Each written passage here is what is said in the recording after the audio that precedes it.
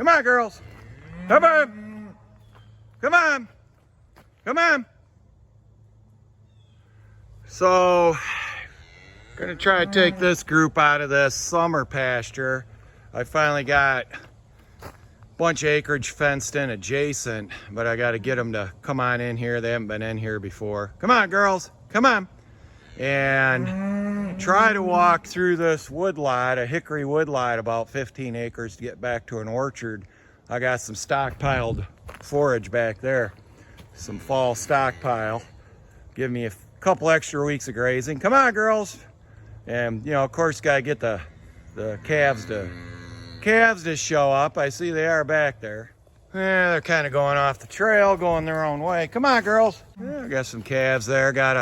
Got a mama bringing up the rear, so that's good. But I'd like them to follow me down this 2-track. And I do got a bait bale on the back of my truck if I need it. But, yeah, I do got some calves already have come through, so that's good. They're gonna naturally want to walk down this 2-track. Come on, girls. Bring them babies. It's been grueling fencing this because it's too muddy to drive anything back here that I have. I don't have any tractors over here, so it literally, I can't carry the coils of high tensile wire back here. I would just pull them through the woods and walk back to the truck and cut the wire, and then drag it through the woods and carry supplies an armful at a time. I mean, if you had a 4-wheel drive pickup, you get back here pretty easy. I just didn't want to take that big farm truck of mine back here. So far, so good. I just got a pretty good walk. Probably not a 1/4 mile, but over, well, almost a 1/4 mile walk. I keep saying I'm gonna come out and squirrel hunt like I did when I was a kid. Boy, I remember fall days like this. I'd rush home, try to get chores done, and get in the woods to squirrel hunt. And this has just gotta be chock full of squirrels. I mean, shagbark, hickory, white oak, red oak, and they're all shedding fruit. I mean, we've got a perfect conditions for nut producing this fall.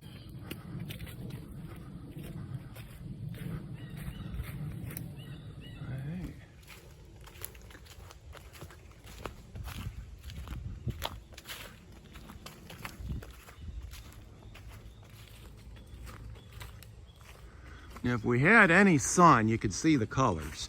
This is the brightest it's been in 4 days. That's a sassafras, and they get bright yellow and bright red. That's sassafras over there. And some of these hickories will turn just golden color. Beautiful. I always think wetlands are some of the prettiest sights in the fall. A lot of colors out there.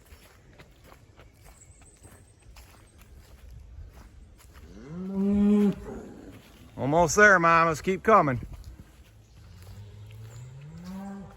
Come on, girls. Nope. Come on.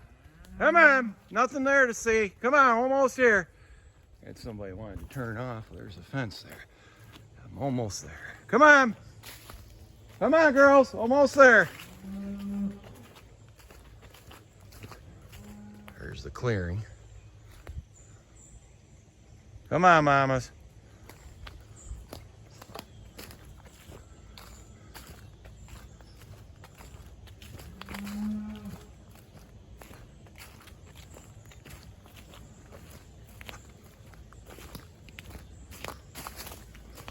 Oh, I can hear the footsteps behind me. They see that clearing.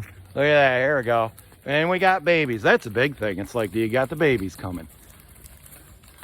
And the calves here, I don't have really big cattle, so my calves aren't really, I like those Northern Great Plains calves that wean at 800 pounds, 700 pounds. But these here, they're looking good. And this is just scrub they've been grazing on.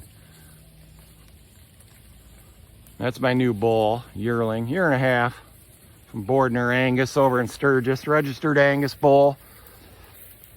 I figure it's a cheap way to get genetics. Good genetics in my herd, although he wasn't actually cheap. But, you know, summer came and doing hay. But you see, there's some canary. This was chock full of, I mean, it is Timothy. You got canary grass here. There was a lot of seed head Timothy in here.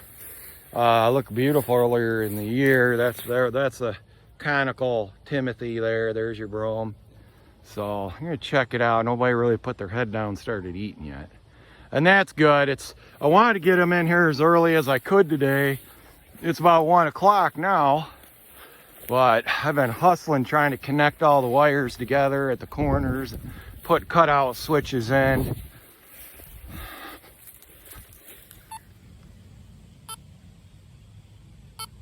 Look at that. Pretty damn good. I didn't even do a preliminary walk after I turned the power on. We're a long ways from the fence charger. I've got it's a Cyclops, American-made Cyclops fence charger. Made down in Alabama, 12 joule, I think. And it's a DC running off a battery, and I got a solar panel charging it. And they are walking the perimeter, which is awesome. Wanted them to walk the perimeter before daylight.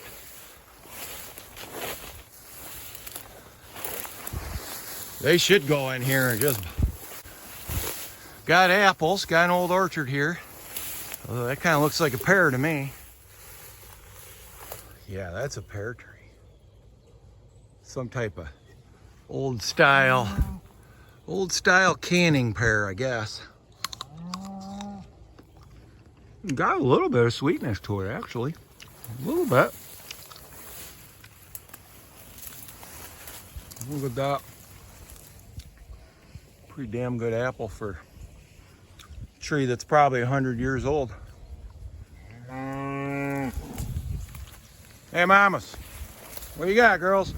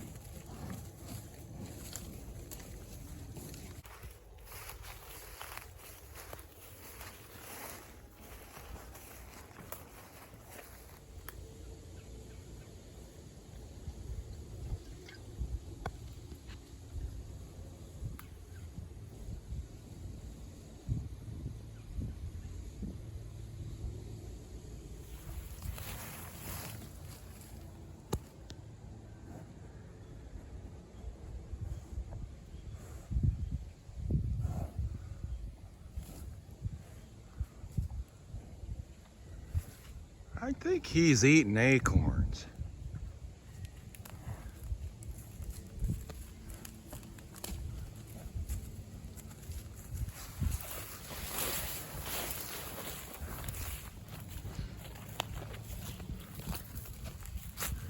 Yeah.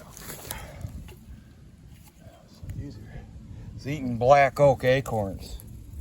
I don't know. I heard something about they're okay when they're not good at first when they're green or something. That they're, there's a lot of tannins. Thought I read something about a toxicity associated with acorns. If anybody knows anything about acorns, because that is one concern. There's a hell of a lot of acorns, and that's the first time I've seen them actually eating acorns, and that's what that bull was doing. He was eating acorns. So remember watching Greg Judy's YouTube channel. He's a grazer down in Missouri. And he said something about acorns. I'm trying to remember what he said. I don't know. They've already been in pretty much an oak pasture. So I did some reviews on looking on the internet on my phone here. And yeah, pretty much green acorns. These acorns are ripe. So I don't see a lot of problems. I don't know. I mean, if they got grass, they ought to be eating that grass, not the acorns, I would think. Some of these acorns are a little bit on the sweet side. Some of these white oak and bur oak acorns are. Black and red oak, they're pretty bitter. They all got tannins in them. I guess, you know, a lot of tannins. Like coffee and wine, they got tannins.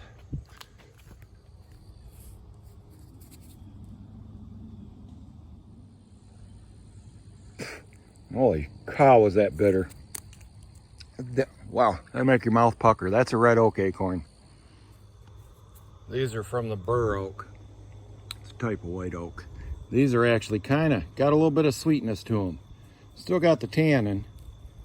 But if you want to use them, you shell them, take the meat, put it in a blender or water and create a slurry. Throw it in a colander lined with a cloth in your kitchen sink. Trickle the faucet. Keep stirring it every 10 to 15 minutes, and in about an hour, you'll have acorn meal, and it'll all be leached. Pretty easy way. You could dehydrate it or freeze it, make pancakes with it, whatever you want to do.